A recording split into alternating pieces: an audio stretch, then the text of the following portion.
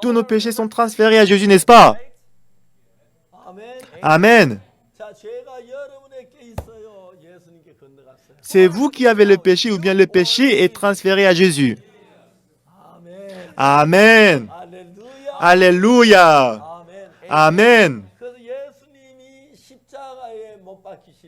Lorsque Jésus-Christ est mort sur la croix,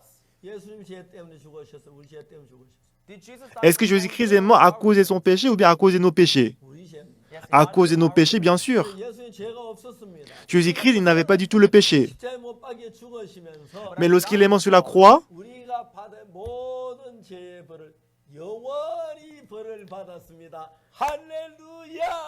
en mourant sur la croix, il a payé tous nos péchés. Alléluia. Amen. Qu'est-ce qu'il est merveilleux. Donc pour être pardonné des péchés, ce n'est pas nous qui devons agir. Jésus-Christ a déjà fait. Tout ce que nous devons faire, c'est de croire que nos péchés sont lavés. Aujourd'hui, beaucoup de gens ils ne connaissent pas la Bible.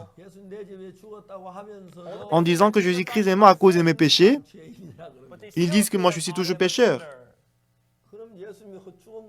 Ça veut dire que Jésus-Christ il est mort pour rien.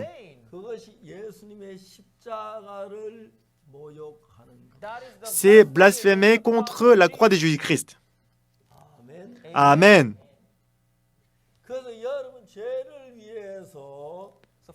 Alors pour vos péchés, vous n'avez rien à faire.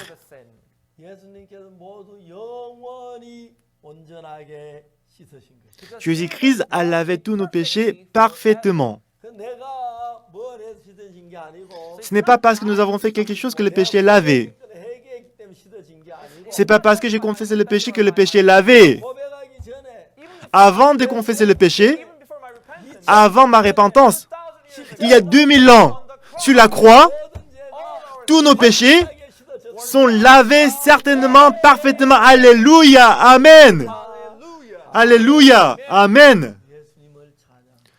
Moi, je loue le Seigneur. Satan nous a trompés. Pour laver nos péchés, ce n'est pas moi qui dois agir, mais c'est Jésus-Christ qui doit agir. Jésus-Christ est mort sur la croix, il a lavé tous nos péchés. Et parce qu'on ne le découvre pas, on dit toujours qu'on doit faire quelque chose pour laver le péché. Est-ce que vous me comprenez? Est-ce que vous me comprenez? Alors pour parler de ça concrètement, moi je vais voir la Bible. Donc il faut noter tout ça pour que vous puissiez le lire à la maison. Ouvrons la Bible. Hébreux chapitre 9, verset 11. La raison pour laquelle je vous raconte tout ça,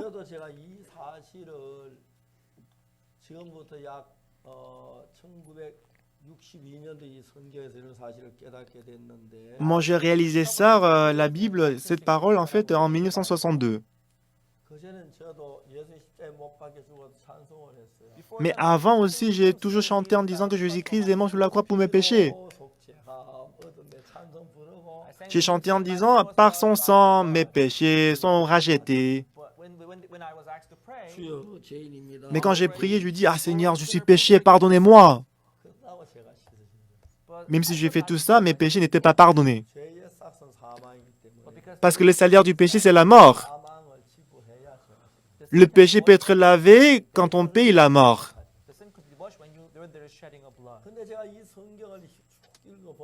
Mais quand j'ai lu la Bible, lorsque Jésus-Christ est mort sur la croix, il a lavé tous nos péchés parfaitement. Même si vous le réalisez ou pas, même si vous le croyez ou pas, Jésus-Christ a fait ça parfaitement. Mais Satan, il nous fait ne pas croire en Dieu. Il fait comme si on est toujours pécheur. Les gens qui disent qu'ils sont pécheurs, c'est parce qu'ils ne croient pas à la croix de Jésus-Christ. Si Jésus-Christ est mort sur la croix à cause de mes péchés, ça veut dire que mes péchés sont lavés parfaitement. Moi, j'ai cherché, j'ai lu la Bible continuellement, et quand je l'ai vérifié de mes yeux, c'était certain que mes péchés étaient lavés. Moi, je n'ai rien fait pour être lavé du péché. Je ne peux rien faire pour être lavé du péché. Mais lorsque Jésus-Christ est mort sur la croix, mes péchés sont lavés. Et moi, j'ai prêché cette nouvelle. Et quiconque croit à cette parole, il est pardonné des péchés. Par la foi, le Saint-Esprit entre dans son cœur. Et il va changer merveilleusement. Ce n'est pas qu'on doit laver le péché, mais parce que Jésus-Christ est mort sur la croix pour nous. Bon, on a découvert ça par le sang de Jésus-Christ. Moi, on croit que nous sommes déjà lavés. C'est ça, croire en Jésus-Christ. Mais si vous dites que vous êtes pécheur, ça veut dire que Jésus-Christ a échoué sur la croix. Jésus-Christ n'a pas échoué sur la croix. Il a lavé tous nos péchés précisément et exactement. Amen. Si vous avez reçu le salut, le pardon du péché, levez la main. Faites comme ça. Alléluia. Louons le Seigneur. Si vous êtes toujours péché, levez la main. Si vous êtes toujours péché, levez la main. Si vous pensez que vous êtes toujours péché, levez la main. Personne? Amen. Donc je vais vous expliquer encore plus précisément. Hébreux chapitre 9, verset 11. Cherchez Hébreux chapitre 9, verset 11.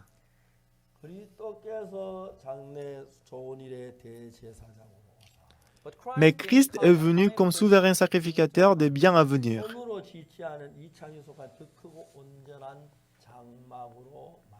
Il a traversé le tabernacle plus grand et plus parfait qui n'est pas construit de main d'homme, c'est-à-dire qui n'est pas de cette création. Il y a deux temples. Donc il faut savoir ça. Les gens ils pensent que l'église de la chapelle, c'est le temple. Mais la chapelle, ce n'est pas le temple. Il n'y a que deux temples. L'un est dans le ciel.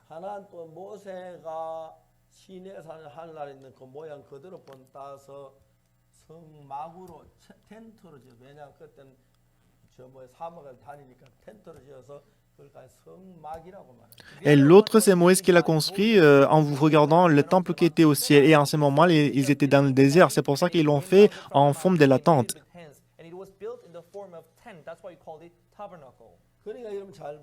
Donc écoutez-moi. Donc comme je vous ai dit, il y a deux temples. L'un est au ciel.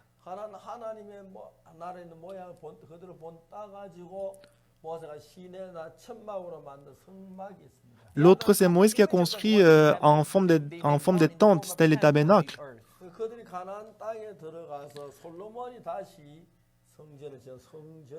Et lorsque le peuple d'Israël sont entrés dans le pays des Canaan, c'est Salomon qui a construit le temple. Bon, je vous ai dit, il y a combien de temples? Il y en a deux, n'est-ce pas? Il y en a deux, d'accord? Donc il n'a pas laissé un temple, mais il a dit deux temples.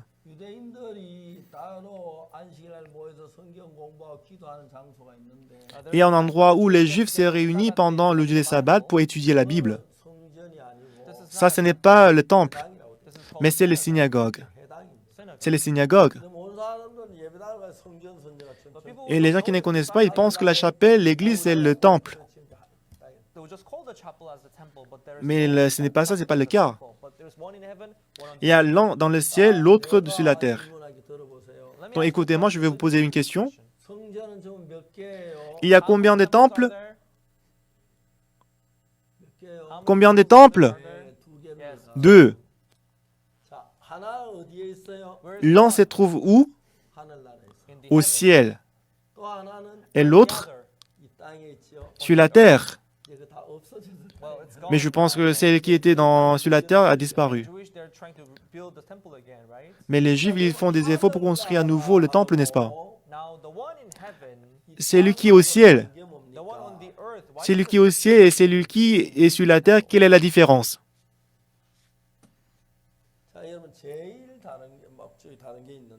Il y a une grande différence entre le temple qui est au ciel et sur la terre. Ce qui est le plus important, il s'agit du temps.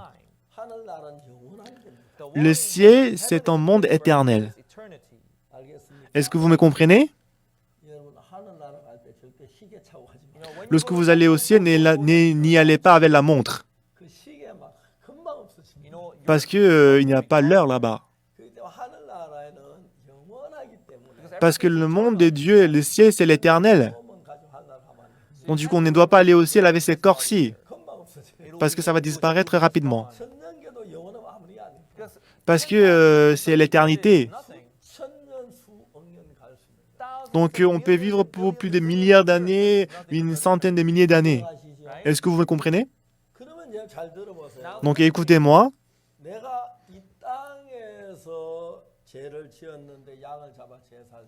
Disons que dans ce monde, j'ai égorgé la chèvre et j'ai donné les sacrifices. N'est-ce pas? Et mes péchés sont lavés ou pas?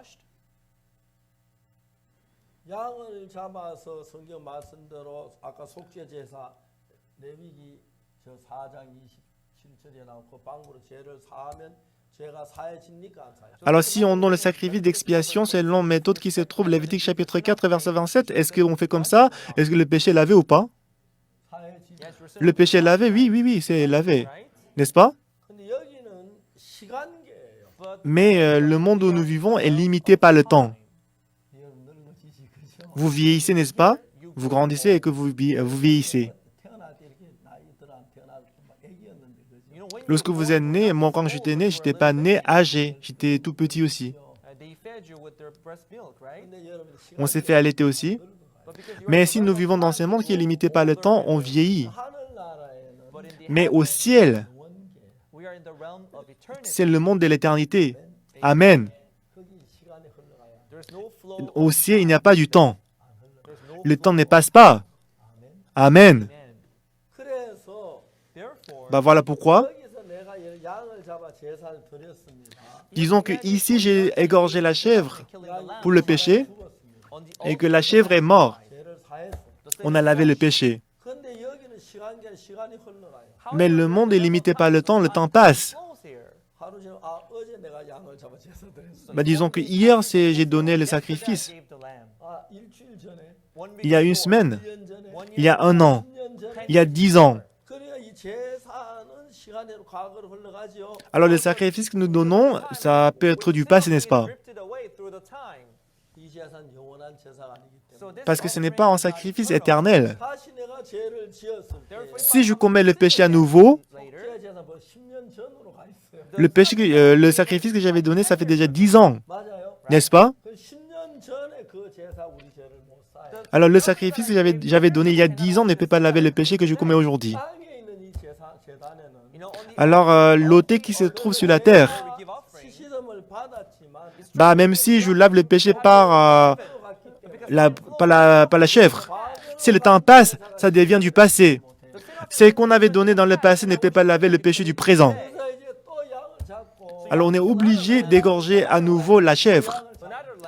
Et encore on doit égorger la chèvre. Et Jésus-Christ est mort sur la croix.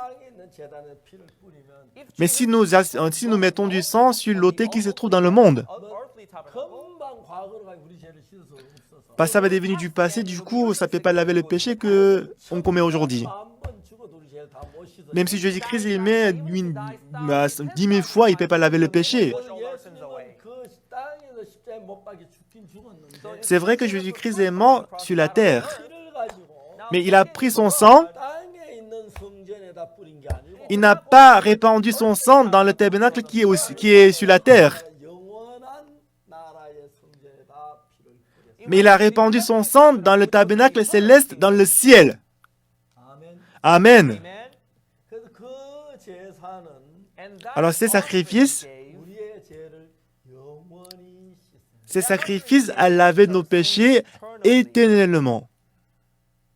안 그러면 if not, Sinon, 예수님 우리 이 땅에는 천번 만번도 다 못 사요. even if Jesus sinon si Jésus-Christ avait mis le sang sur le tabernacle qui était sur la terre, il ne peut pas laver les péchés 이해가십니까? you understand what I mean? pour toujours, n'est-ce pas? 이해가세요? Est-ce que vous me comprenez ce que je veux dire? 예. Yes. 그래서 Oui. 히브리서 9장 11절 That is why Dans Hebrews Hébreux chapter chapitre 9, verset 11. 그리스도께서 장래 좋은 일의 대제사장으로 오사 But Mais Christ est venu comme souverain sacrificateur des biens à venir. 손으로 짓지 아니한 이 창조 속에 더 크고 온전한 장막. Il a traversé le tabernacle plus grand, plus parfait, qui n'est pas construit des mains d'hommes. 땅에 있는 성전은 전부 다 사람의 손으로 지었습니다. Le tabernacle qui se trouve sur la terre était construit des mains d'hommes.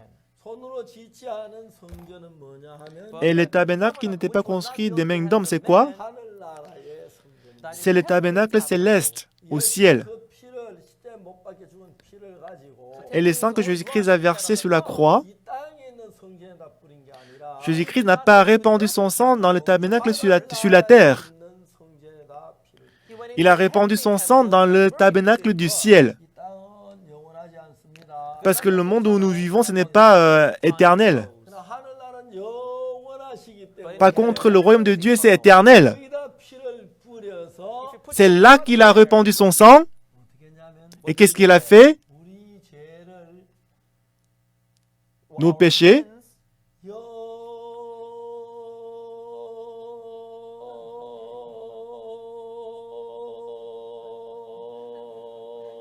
영원히 il a lavé nos péchés pour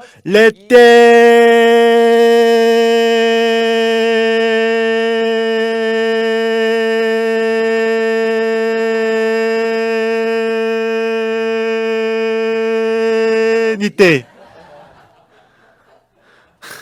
아멘 Amen. 아멘 Amen. 할렐루야 Alléluia.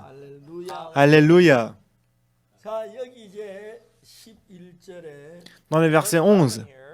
그리스도께서 장래 좋은 일에 대제사장 Mais Christ est venu comme souverain sacrificateur des biens à venir. 손으로 짓지 않은 곧 이 창조에 속하지 않은 그렇죠.